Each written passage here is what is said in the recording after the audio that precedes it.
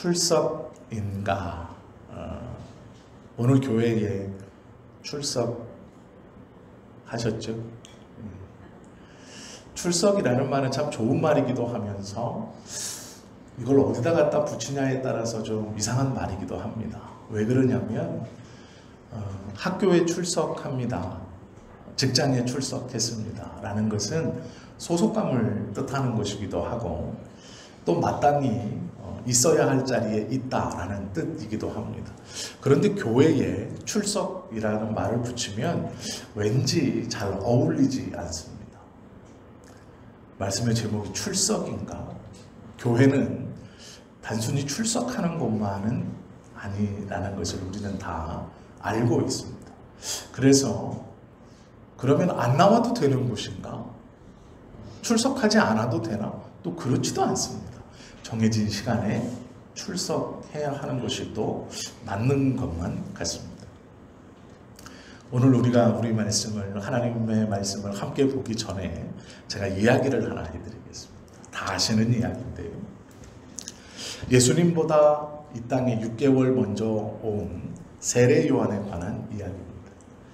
그는 광야로 나가서 길을 곧게 하라 라는 하나님의 음성을 붙들고 광야에서 오랜 시간을 내가 무엇을 곧게 하고 어떻게 곧게 하는 것입니까? 를 배우고 익히기 위해서 광야에 나가 하나님의 말씀과 씨름했습니다. 그가 돌아왔을 때 그는 이제 곧 하나님의 나라가 임할 것이니 이스라엘 백성 모두는 회개하라고 가르쳤습니다. 그리고 내 뒤에 곧 그 하나님께서 보내시는 하나님의 아들이 오시니 그를 잘 믿어야 할 것이다 라고 가르쳤습니다. 또한 그는 헤롯 왕의 불의를 공개적으로 고발했습니다. 그것이 빌미가 되어서 감옥에 투옥되었습니다. 하나님의 말씀을 쫓아서 광야에서 그 말씀을 다듬고 사명을 다듬고 또 돌아와서 그 하나님의 뜻에 따라서 많은 사람들에게 세례를 주면서 회개하라, 천국이 가까웠다 라는 것을 가르쳤고, 또한 사회적으로 그 당시에 이스라엘을 이끌고 있었던, 지배했던 헤롯의 부도덕함을 공개적으로 지적하면서 그의 회개를 촉구했습니다. 그러나 그것이 빌미가 되어 감옥에 들어갔고 자신은 자기가 이제 곧 죽는다는 것을 알고 있었습니다. 그때 제자들을 보내어서, 특별히 요한과 야고보를 보내어서 예수님께 질문하게 합니다. 내 스승 세례 요한이 당신에게 질문하고 그 대답을 들어오라 했습니다. 세례 요한의 질문은 이것입니다. 오실 이가 당신입니까? 아니면 우리가 다른 이를 기다려야 합니까? 세례 요한은 제자들을 통해서 이 질문을 가지고 예수님을 찾아가게 했고, 예수님은 그들에게 오실 그가 나다 라는 대답을 해주십니다. 제자들은 돌아가서 요한에게 그 대답을 했습니다. 이렇게 물은 이유는 요한이 예수님의 구세주라는 것을 의심했거나 흔들려서가 아닙니다. 요한은 하나님의 뜻을 분명히 알고 있었습니다. 그리고 그의 삶을 가만히 보면 하나님께서 베풀어 주셨던 그 뜻 가운데서만 살아가는 사람이었습니다. 그리고 그 예수님을 흥하여야 하고 나는 쇠하여야 한다라고 자신의 자리를 분명히 인지했습니다. 이제 죽음을 얼마 앞두지 않아 자신의 제자들을 예수님께 다 보내야 했습니다. 특별히 자신의 제자들 가운데는 아까 말씀드렸던 요한과 야고보가 있습니다. 세례 요한을 열심히 쫓아다니던 이 제자들, 세례 요한이 특별히 아꼈던 제자들을 이제 곧 자신이 이 감옥 안에서 죽을 것이고 그 제자들을 예수님에게로 보내게 했기에 그 제자들에게 메시아가 누구인가 라는 것을 직접 듣게 하기 위해서 제자들을 보냈고, 예수님은 세례 요한의 그 마음을 그대로 아시고 그 제자들에게 무슨 일이 일어나고 있는지를 하나하나 설명해 주십니다. 요한은 그런 사람입니다. 그리고 나서 예수님이 많은 사람들에게 이 세례 요한을 추억하면서 이렇게 질문하고 또 묻습니다. 그런데 이것이 오늘 우리에게 굉장히 중요한 질문입니다. 예수님께서 사람들을 보고 뭐라고 질문하시냐면 이렇게 말하죠. 너희가 무엇을 보려고 광야에 갔더냐? 흔들리는 갈대냐? 부드러운 옷을 입은 사람이냐? 부드러운 옷을 입은 사람은 왕궁에 있느니라. 무엇을 보러 광야에 갔더냐라고 물으십니다. 이 질문이 왜 중요하냐면 이제 세례 요한이 죽고 세례 요한을 추종했던 많은 사람들은 두려움에 쌓였습니다. 그들은 요한이 무엇인가 큰 일을 할 것이라고 생각했습니다. 헤롯의 도덕, 이 부도덕을 지적하면서 담대히 하나님의 말씀을 전하고 수많은 이스라엘 사람들이 이 세례 요한에게 세례를 받으며 세례 요한의 영향력은 이스라엘 백성 안에서 굉장한 자리를 잡게 되었습니다. 그런데 그가 어느 날 아침 목베임을 당해 죽습니다.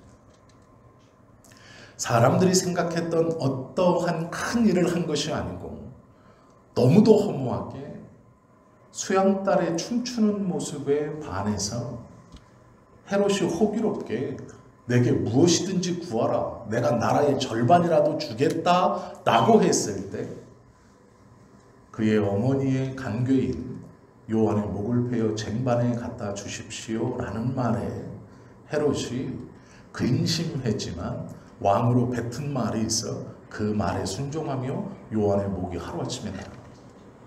너무도 비참하고 어쩌면 허무한 체육이죠. 예수님께서 그것에 실망하고 낙심하고 있는 사람들에게 물으십니다.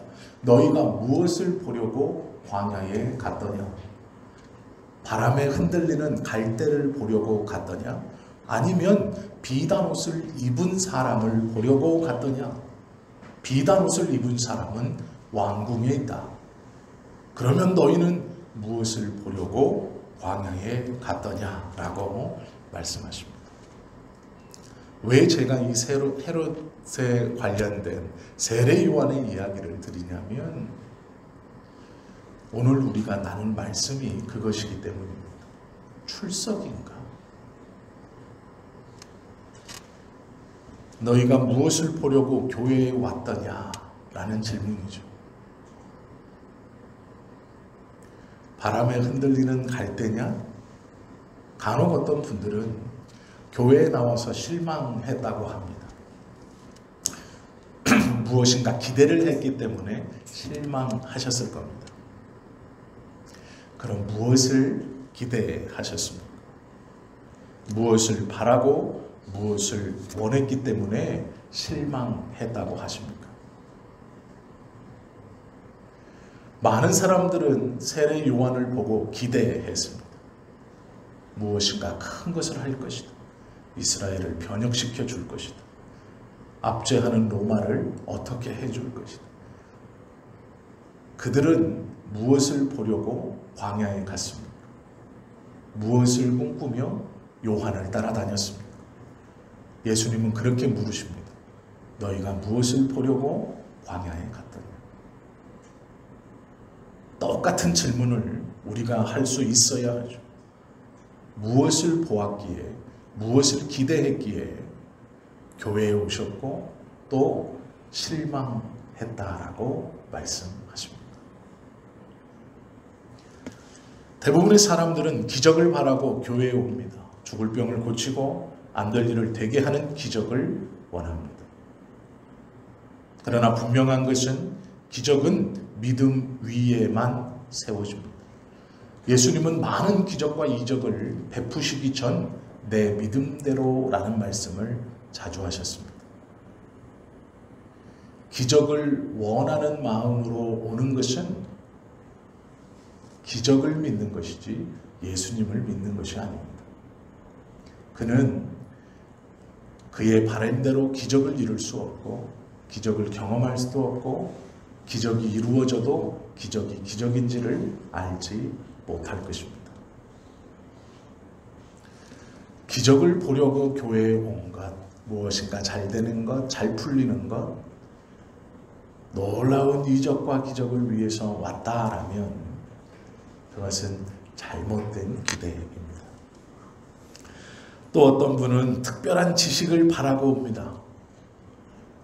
세상에서는 가르쳐주지 않은 신령한 지식, 무엇인가 영적인 것, 눈에 보이진 않지만 경험할 수 있는 놀라운 이야기들, 누구는 환상을 보았다고 하고 누구는 음성을 들었다고 하고 누구는 하루아침에 똑똑해졌다고 하는 그 놀라운 기적을 바라고 교회에 옵니다. 어떤 사람은 새 것을 원합니다. 새롭게 되는 것, 변해된다고 하니 새롭게 되는 것, 새 것, 그것을 기대하고 교회에 옵니다. 어떤 사람은 사랑받고자 교회에 옵니다.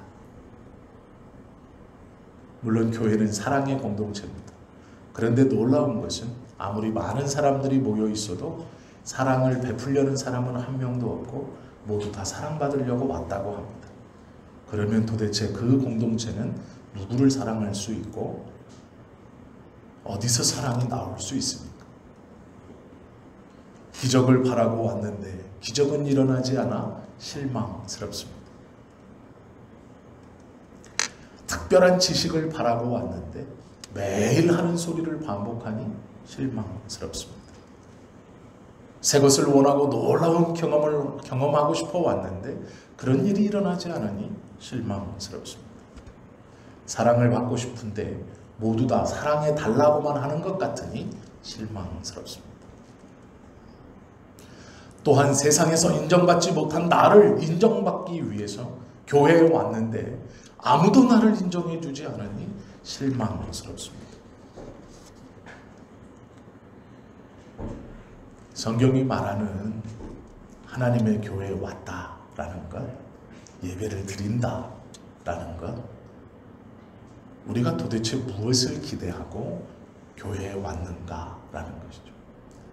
오늘은 좀 그것을 좀 함께 보려고 합니다. 미국에서 사회학자들이 미국 교회를 연구했습니다. 20대 사람들은 교제를 위해서 교회에 나오고 30대 사람은 신령한 지식을 찾아 교회에 나오고 40대의 사람은 뭔가 일을 하고 싶어 교회에 나오며 50대는 교회 안에서 명예를 원하고 60대는 먹기 위해서 나온다. 이게 한국 교회 얘기 아니고요. 미국 교회 이야기입니다. 한국 교회도 별반 다르지 않을 겁니다. 우리는 연령대별로 뭔가 무엇인가를 기대하고 나왔습니다.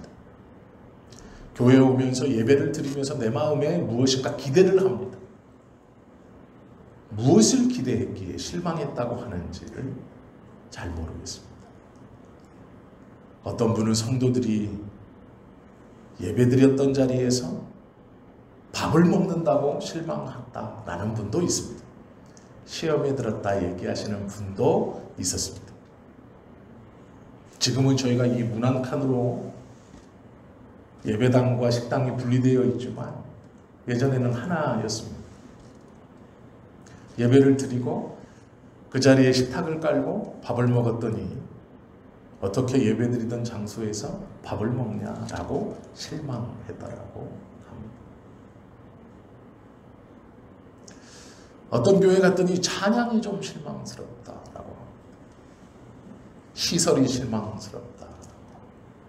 부서가 실망스럽다. 누구가 실망스럽다라고. 목사의 설교가 실망스럽다. 도대체 무엇을 기대하고 교회에 왔는지, 왜 실망하셨는지 충분히 짐작할 수 있습니다. 그러나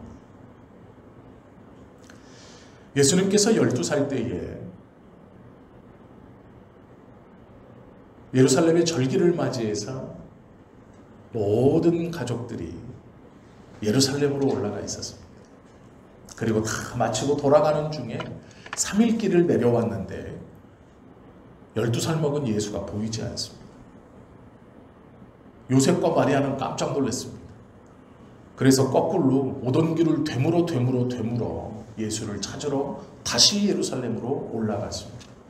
그랬더니 12살 먹은 예수가 성전에서 제사장과 서기관들과 율법에 대해서 토론하고 있습니다. 이야기하고 있습니다. 깜짝 놀란 마리아와 요셉이 그 예수를 나무랍니다. 왜 안 따라오노? 우리가 사흘길이나 다시 거슬러 올라와서 너를 찾아와. 충분히 화내고 충분히 야단칠 만한 일입니다. 12살짜리 어린아이가 자기의 고향도 아니고 자기네 동네도 아닌 낯선 토성 예루살렘 몇 번이나 와봤겠습니까? 그리고 얼마나 잘 안다고 그곳에 혼자 있겠습니까? 그것도 3일 동안 혼자 있었습니다. 부모를 떠나고 동네 사람들을 떠나 3일 동안 떨어져 있었습니다. 큰일이 나도 날 시간입니다. 화를 내는 부모의 반응은 당연하죠. 그런데 놀랍게도 예수님이 이렇게 대답합니다. 내가 내 아버지의 집에 있어야 할 줄을 모르셨습니까? 내가 여기 있는 것이 당연합니다. 이것이 교회입니다. 우리는 당연히 있어야 하는 것이죠. 왜요?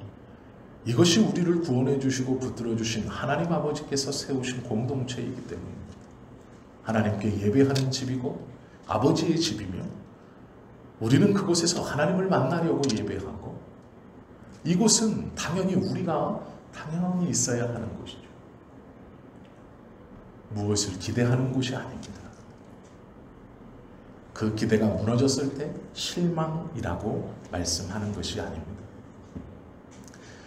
다윗 왕이 아들 압살롬의 반역 때문에 왕궁에서 쫓겨나 혼이불을 뒤집어 쓰고 신발도 신지 못하고 예루살렘 북쪽문을 향해서 도망가고 있었습니다. 그때 불이 환하게 켜져 있는 예루살렘 성 그리고 그 옆에 하나님의 법궤가 있는 성전이 보였습니다.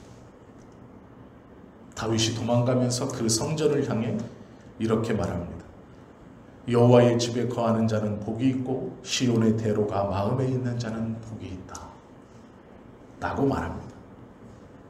그리고 시편 84편 10절에 보면 악인의 장막에 거함보다 내 하나님 집 문지기로 있는 것이 좋을 것이다 라고 말합니다.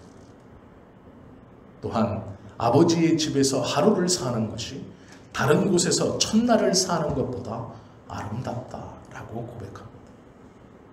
이것이 교회입니다. 어떠한 기대, 그것을 채워주지 못해서 실망하는 무엇, 그것이 아니고요. 교회는 하나님의 집이고 그의 아들된, 그의 자녀된 우리가 당연히 있어야 하는 곳입니다. 왕궁에서 천날을 거하는 것보다 하나님의 집에서 한날을 사는 것이 더 좋은 것이 교회입니다. 일주일 동안 시달리다가 1시간 교회에 나와서 예배하는 것, 이것이 우리에게 기쁨이 되어야 합니다. 다른 것 기대하셔도 물론 좋을 것이지만 아니에요. 하나님의 교회는 내가 생각하는 어떠한 것을 가지고 그것을 만족시켜 주기 위해서 있는 것이 아닙니다. 우리가 한 주간의 삶을 세상에서 살다 시간을 구별하여 하나님 앞에 예배하는 것은 그런 것입니다. 당연히 있어야 할 것이고 내 하나님과 함께하는 이 귀하고 복된 시간이기 때문에 다른 아무것도 소용이 없다라는 것이죠. 이 세상에는 교회와 같은 곳이 한 군데도 없습니다. 내가 그냥 가 있어야 하는 곳이 아무 데도 없습니다. 아무리 친한 친구 집도, 아니 부모님의 집도 내가 매일 찾아가면 껄끄러워하고 불편해합니다. 아무리 친해도 그렇습니다. 반대로 내 집이라도 아무리 친한 친구가 매일 찾아오고 부모님이 매일 찾아오면 껄끄럽습니다. 그러나 교회는 그렇지 않습니다. 하나님의 교회는 그렇게 판단되고 어떠한 그러한 기대를 가지고 있는 곳이 아니다라는 것이죠. 병원에 입원하신 분들, 특별히 제가 우리 장로님하고 통화할 때 마음이 제일 힘들었고 또 많이 기도했던 부분이 우리 장로님이 열심히 재활치료해서 목사님 내가 다시 교회에 가려고 합니다. 교회가 뭐라고요? 여기에 오면 무슨 뭐 반겨주는 사람이 있습니까? 따뜻한 밥을 주니까? 교회에 가서 다시 예배하고 싶다라는 거죠. 그것이 교회입니다. 우리는 하나님 앞에 나올 때마다 기도하죠. 만민이 기도하는 집입니다. 이야기를 하나 해드릴까요? 저는 선교 여행을 많이 다녀봤습니다. 20살에 교회 전도사를 시작하면서 청년들을 데리고 중고등학교 아이들을 데리고 태국으로, 필리핀으로, 베트남으로, 일본으로 여러 나라를 다녔습니다. 동남아의 대부분의 국가들은 다 가봤고요. 중국은 약 10년 정도 사역하며 있었습니다. 그래서 해외여행을 갔다 오신 분들의 이야기를 들으면 공감하는 부분도 있고 또 재미있게 듣는 부분도 있고, 특별히 나이가 좀 있으신 목사님들은 저에게 어디를 놀러 가면 좋아? 이렇게 묻습니다. 정 목사, 중국은 어디를 놀러 가면 좋아? 아, 그러면 목사님, 중국에 가시려면 주제를 정하고 가셔야 됩니다. 좋은 경치를 보고 싶다. 그러면 남쪽으로 가셔야 됩니다. 음식을 먹어보고 싶다. 그러면 북쪽으로 올라가셔야 됩니다. 온천을 가고 싶다. 그러면 또 어디? 경치를 보고 싶다. 그러면 황산 주변, 난닝 어디? 뭐 이렇게 막 테마를 정해야 됩니다. 내가 막 그런 얘기를 하고 있으니까요. 한 목사님이 자기가 얼마 전에 중국에 갔다 왔다 이렇게 말씀하시더라고요. 그래서 어디 갔다 오셨어요? 그랬더니 장각에 어디를 갔다 왔는데, 그래서 제가 거기 경치가 정말 좋죠. 그랬더니 이분이 하는 얘기가 뭐냐면 사람이 하도 많아서 노란 깃발만 보고 왔어요. 이렇게 말씀하시더라고요. 왜 그 관광 가면 깃발 들지 않습니까? 가이드가. 관광객이 얼마나 많은지 깃발이 수십 개 드립니다. 그래가지고 구경도 못하고 놓칠까봐 저 노란 깃발, 사모님하고 둘이 손 꼭 잡고 저 노란 깃발만 저거 놓치면 큰일 난다고 그것만 그냥 주구장창 보고 따라다녔는데 기억이 하나도 안 나네. 배를 타고 어디를 갔는데 어디를 갔는지도 모르겠고, 어디 공원이라고 들어가서 보라고 하는데도 그 가이드 노란 깃발 놓칠까봐 그것만 그냥 보고 다녔어요. 그래서 갔다 오셔서 하시는 말씀이 노란 깃발만 보고 왔대요. 그런데요, 나이가 드시면 정말 여행 그렇게밖에 못합니다. 가이드는 젊은 사람이기 때문에 막 가면 쫓아가셔야 돼요. 그런데 여행을 왜 갑니까? 색다른 것을 보려고 가는 거죠. 제가 이 말씀을 왜 드리냐면, 교회라는 것은 우리가 생각하는 것과는 다른 것 때문에 가야 하는 것이 옳습니다. 여행에 가서 노란 깃발만 보고 온 건 그 여행이 잘못된 여행이죠. 아무런 유익을 줄 수 없는 여행입니다. 차라리 집에서 편하게 쉬고 계시는 것이 몸에도 좋고 정신건강에도 더 좋았을지도 모릅니다. 교회도 마찬가지입니다. 잘못된 것을 보고 잘못된 것을 기대하고 잘못된 것을 쫓아가다 보면 정말로 우리가 보아야 할 것을 놓치고 정말로 우리가 붙들어야 할 것을 놓칠 수 있는 것이 교회입니다. 우리의 눈으로는 분명 건물을 보고 우리의 눈으로는 분명 시설을 봅니다. 우리의 눈으로는 분명 찬양팀을 볼 수 있고 음향을 듣고 영상을 봅니다. 우리의 직접적으로 말하는 사람들이 있기 때문에 사람들과의 관계성도 봅니다. 느낍니다. 그러나 정말 조용한 조용히 있지 않으면 느껴지지 않는 하나님의 임재와 정말로 조용히 있지 않으면 들리지 않는 하나님의 음성과 정말로 요동하지 않고 가만히 있지 않으면 느낄 수 없는 하나님의 임재가 정말 중요합니다. 깃발을 보고 깃발만 보고 돌아가서는 안 됩니다. 내가 교회 갔다 왔는데 어떤 집사가 어떤 옷을 입고 왔더라. 저 집사는 저번 주에도 저 옷을 입고 오더라. 어떤 집사는 가방이 바뀌었더라. 그 노란 깃발 보고 들어오시는 겁니다. 하나님의 교회는 하나님을 붙들러 오는 곳이고 은혜를 받으러 오는 곳이고 우리가 하나님의 자녀임을 다시 한번 깨닫기 위해 오는 곳이죠. 말씀을 특별히 하나님의 말씀으로 들을 때 그 말씀을 통해 하나님은 우리에게 놀라운 은혜를 주십니다. 시편 73편에 보시면 다윗이 이렇게 고백하죠. 내가 여호와의 전에 들어갈 때에야 그 결국을 깨달았습니다. 하나님의 전에와 하나님의 임재를 경험하고 자기가 부조리하다고 느꼈던 이해하지 못했던 것이 왜 그런가를 깨달았다라는 것이죠. 히스기야 왕은 적국의 선전포고가 들려올 때 그 포고문을 가지고 주님의 성전에 나와 하나님 앞에 펼쳐놓고 하나님 불쌍히 여겨주십시오 라고 하며 하나님의 도움을 구했습니다. 우리가 어떠한 것을 기대하고 교회에 오셨는지는 모르겠지만 하나님께서 원하시는 교회에 오는 성도들에게 원하시는 모습이 있습니다. 그것이 두 번째로 읽었던 요한복음 4장 23절 24절 말씀입니다. 아버지께 참되게 예배하는 자들은 영과 진리로 예배할 때가 오나니 곧 이때라. 아버지께서는 자기에게 이렇게 예배하는 자들을 찾으시느니라. 우리가 교회에 올 때 다른 어떤 기대를 걸고 교회에 오는 게 아니고 아버지께서 찾으시는 예배자, 영과 진리로 예배하는 예배자를 찾으시기는 그 하나님께 찾임 받기 위해서 오는 것이죠. 쉽게 말하면 그 하나님을 만나기 위해서 오는 것입니다.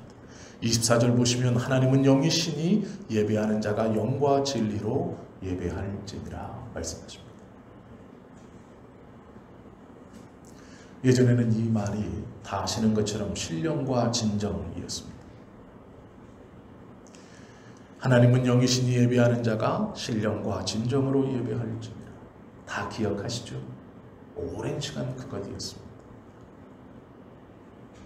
그런데 개역개정에서 영과 진리로 바뀌었죠. 왜 바뀌었냐면 신령과 진정이 성경을 왜곡했고 잘못된 번역이고 또한 성도들의 신앙생활을 엉망으로 망쳤기 때문입니다. 교회의 예배를 흐트러뜨리고 하나님께서 받으시는 예배가 무엇인가를 잘못 전달했습니다. 신령과 진정이 무엇입니까?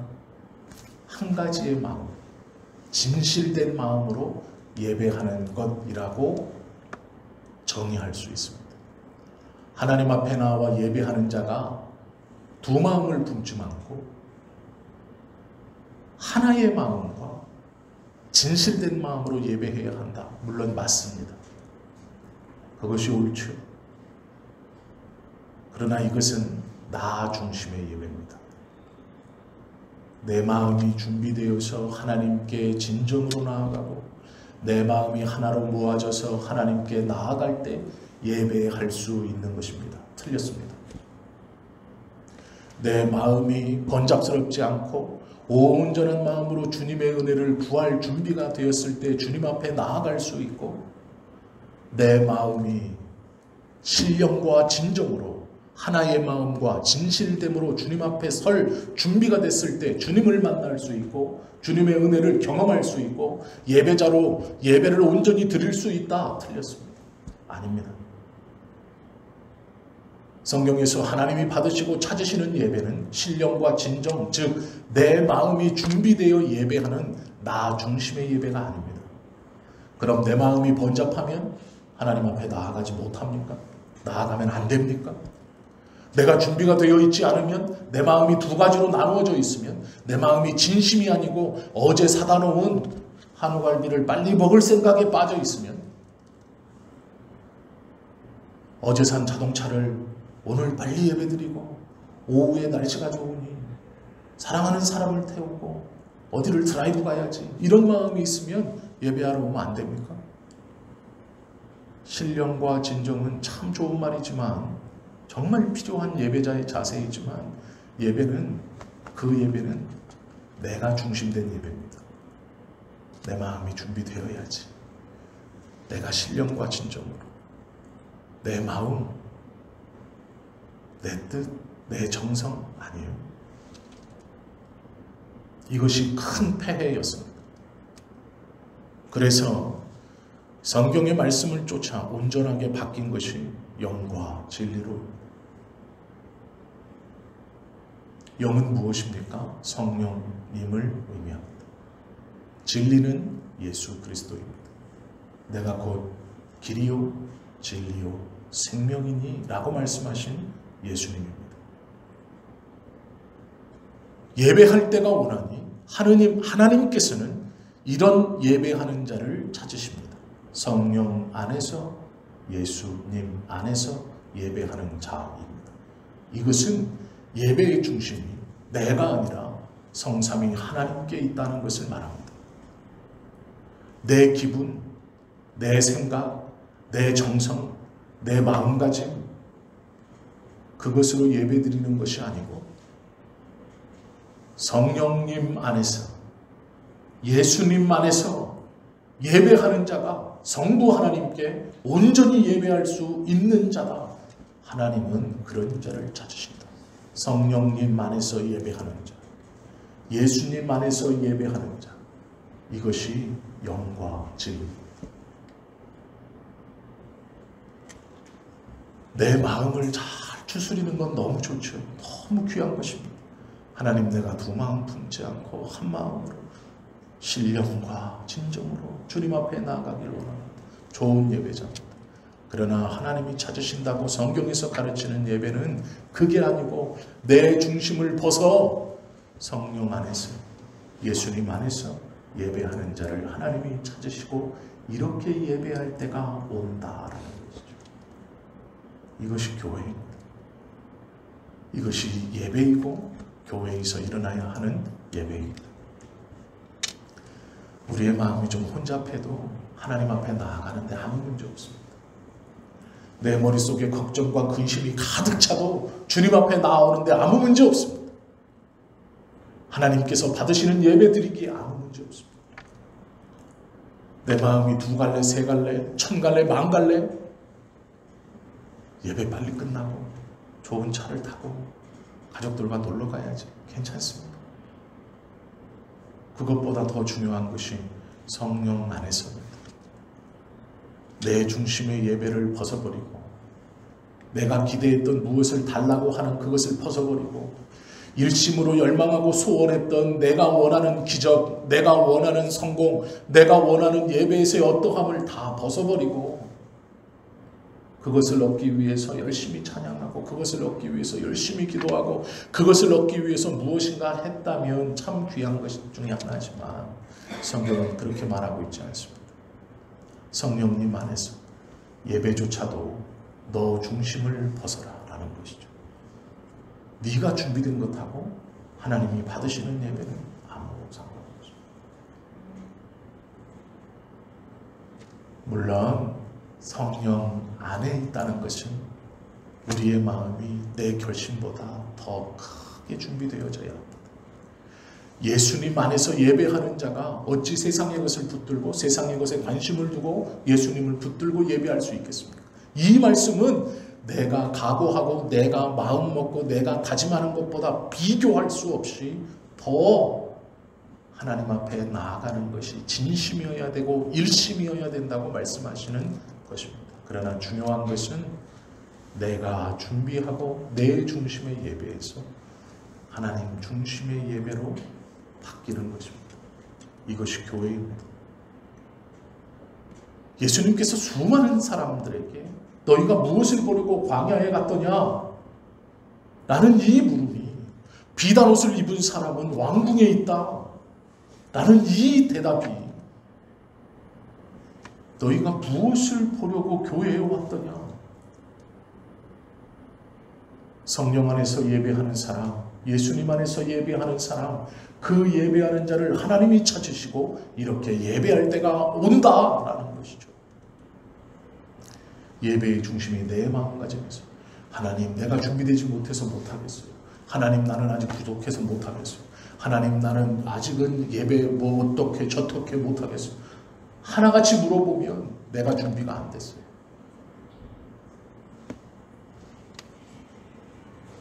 아직 저는 이것도 부족하고 저것도 부족하고 이것도 없고 저것도 없고 이것도 모르고 저것도 모르고. 언제 합니까? 도대체 그 부족한 그 사람에게 예수님의 은혜와 구원의 기쁨은 어디 있습니까? 예수님께서 붙드시고 내 자녀라고 붙들어 주신 그 은혜는 어디에 갔습니까? 언제나 부족하면 언제 무엇을 할 수 있습니까?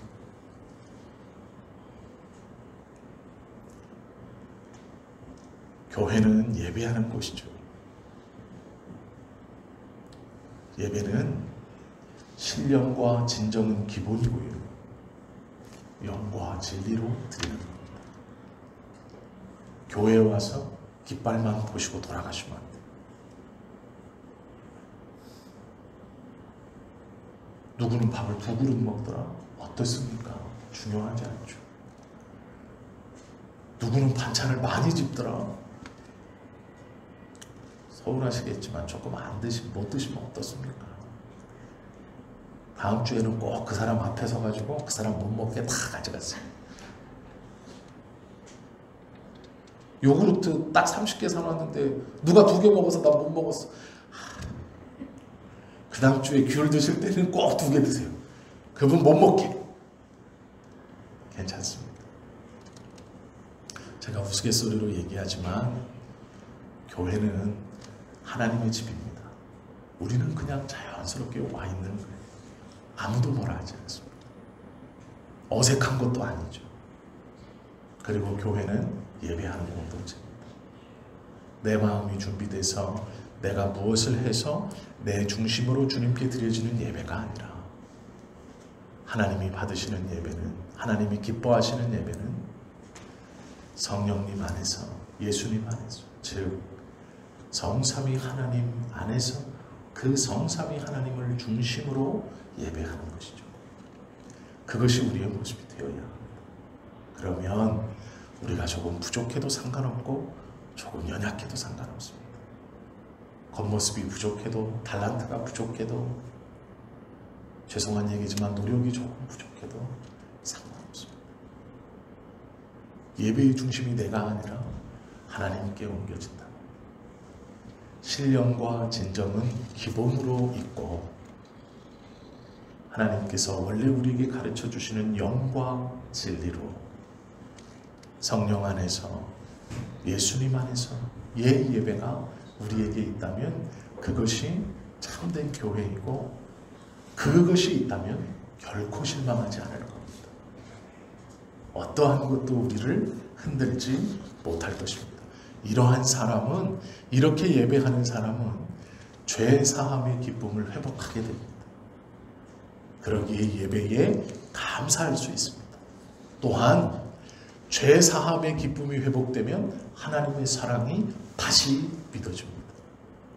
진짜 사랑은 성경에서 가르쳐 주시는 대로 죄를 용서하는 사람만이 줄 수 있어요. 하나님이 왜 사랑이신지 아시죠? 우리의 죄를 용서해 주셨기 때문에. 진짜 사랑은 죄를 용서해 주는 것이 진짜 사랑입니다. 그러기에 하나님은 사랑입니다. 우리는요, 흉내는 낼 수 있지만 그래서 우리는 하나님이 못 되는 거예요. 왜요? 미워하는 사람이 있어요. 용서하지 못해요. 용서했다고 말했는데 시간이 조금 지나면 다시 또 막 안이 꼬워지기도 하고 또 화가 나고 막 이렇습니다. 잘해보려고 기도하고 마음을 먹지만 집에 가서 얼굴을 보는 순간 하나님, 이 왼수는 나에게 십자가입니다. 이렇게 고백하게 되죠. 아니랍니다. 제가 왼수라고 하면서 그쪽을 우리 권사님 봐가지고 오해하지 마요. 큰일 났습니다. 아닙니다. 절대로 그런.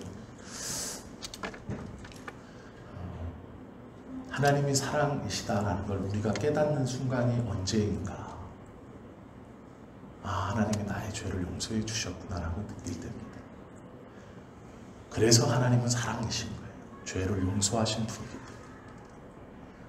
우리는 왜 하나님이 되지 못하고 우리는 왜 사랑이 되지 못하냐면, 내가 나를 보고 나는 사랑이야 라고 말하지 못하는 이유는 우리는 죄를 용서할 수 없어요. 우리가 죄인이기 때문에. 그리고 우리는 죄의 용서함의 권세가 없습니다.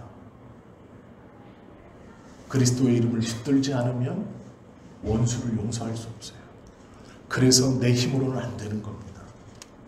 하나님을 붙들지 않으면 다시 죄인이 되는 거예요. 그 사람이 다시 미워지니까요.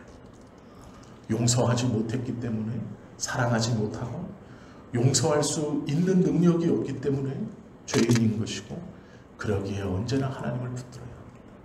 그런데 놀라운 것은 이러한 온전한 예배를 드리면 내가 죄인인 것을 깨닫게 되고, 내 죄를 하나님이 용서해 주셨다는 것을 깨닫게 되고, 그 죄사함의 은총을 알게 되면 하나님이 나를 진짜로 사랑하신다는 것을 알게 됩니다. 그러면 하나님이 나를 진짜로 사랑하신다는 것을 알게 되면 하나님이 나를 지키시고 보호하신다는 믿음이 생깁니다. 그 믿음이 있을 때 세상에 나아가 당당할 수 있습니다. 능력은 좀 부족해도, 외모는 좀 부족해도, 그것이 순차적으로 우리에게 오는 하나님의 은혜입니다. 우리는 이 은혜를 다 받은 사람들입니다. 이미 이 은혜를 풍성히 안고 있는 사람. 그러기에 언제든지 주님의 이름을 부르고 하나님 앞에 나아가는 모든 자가 하나님의 사랑을 느낄 수 있고 받을 수 있습니다. 이 말은 죄의 용서를 받을 수 있다는 말입니다. 하나님은 이미 우리의 죄를 그의 아들을 통하여 용서해 주셨기 때문에 언제든지 우리를 사랑으로 안겨주시고 반겨주십니다. 그분은 사랑이시기 때문이죠. 이것이 교회입니다. 이것이 예배입니다. 이것이 중요한 것입니다. 이것을 보지 못하고, 이것을 경험하지 못하고, 자기의 어떠한만을 보는 건 정말 좋은 여행지에 가서 깃발만 쳐다보고 돌아오는 꼴과 같은 것이죠. 출석인가? 아니요. 와 있는 것은 맞지만 우리가 직장에 가듯이, 학교에 가듯이 교회에 출석할 수는 없는 일입니다. 무엇인가를 기대하고 오셨을 겁니다. 그러나 내가 생각하는 기대, 내가 생각하는 어떠함을 예배 자리에서는 다 내려놓고 성령님 안에서, 예수님 안에서 그렇게 온전한 예배를 드려 하나님이 찾으시는 예배자가 될 때 우리가 이 예배당 밖에서도 하나님과 동행하며 살 수 있는 믿음의 사람이 될 수 있는 것입니다. 성경은 우리에게 그것을 가르쳐주고 있다라는 것이죠. 예배하는 이유가 분명해졌고 교회에 오는 이유가 분명해지셨으면 좋겠습니다. 혹여 내 기대가 만족되지 않더라도 실망하지 마십시오. 어쩌면 실망할 수 있다는 것은 아직 진짜를 보지 못했기 때문일 수도 있습니다. 조금 더 기다려 보십시오. 조금 더 기도해 보십시오. 하나님, 내가 진짜를 경험할 수 있도록, 하나님의 말씀이 이해가 될 수 있도록, 그래서 내 영혼이 하나님의 말씀에 붙들림 바 되고 믿음이 있는 자가 될 수 있도록 조금 더 기다려 보십시오. 하나님은 우리가 생각하는 것보다 더 오랜 시간을 우리를 기다리셨습니다. 그리고 계속해서 그 은혜를 깨닫게 하기 위해서 예배로, 기도로, 찬양으로, 말씀으로 우리에게 끊임없이 이야기해 주십니다. 조금만 조용히, 조금만 잠잠히 그 하나님의 음성을 들으실 수 있는 온전한 예배자, 단순히 출석이 아니고 하나님의 집에 내가 있어야 할 줄 모르셨습니까? 라고 얘기할 수 있는 우리 모두가 되실 수 있기를 예수님의 이름으로 축원합니다. 기도드립니다.